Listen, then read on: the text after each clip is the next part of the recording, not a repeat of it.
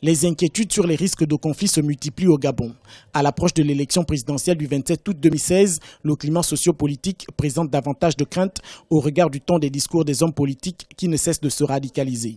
De passage au Gabon et confronté à cette réalité, le Premier ministre de la République de Sao Tomé, dont le pays et le Gabon entretiennent de bons rapports bilatéraux, a lancé un appel à la retenue. Les hommes politiques, quels qu'ils soient, doivent être responsables pour leurs affirmations.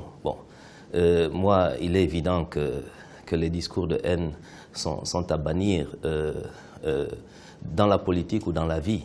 Il faut faire très attention à ce que, effectivement, tous les coups ne soient pas permis en politique. Nous sommes dans un monde différent et nos paroles vont très vite, sont amplifiées et il faut faire toujours attention à ce qu'on dit et comment on le dit. L'émotion est propre de l'homme, l'ambition est propre de l'homme, mais il faut aussi avoir de la retenue dans nos paroles parce qu'elles restent et surtout elles peuvent très facilement déclencher des situations qui ne sont souhaitables pour personne. Selon les analystes de la vie politique, si en 2009, le paysage politique national s'était organisé autour des valeurs individuelles et ethniques au profit de celles nationales, il n'en demeure pas moins que cette réalité sera plus intense en 2016.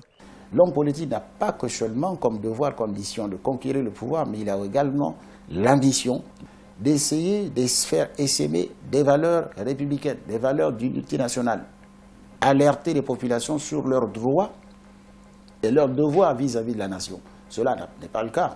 Et je crois que justement, cela doit sonner comme un avertissement au regard de ce qui se passe à travers le continent sur les conflits nés justement de la division ou peut-être la défense des intérêts particuliers au détriment de l'intérêt collectif. Le compte à rebours pour les candidats à l'élection présidentielle du 27 août 2016 a été donné par le gouvernement qui a rendu public le 7 juin 2016 le calendrier électoral. Ce calendrier fixe au samedi 12 juillet 2016 la date limite des déclarations de candidature et l'ouverture de la campagne a été fixée au samedi 13 août 2016 à minuit.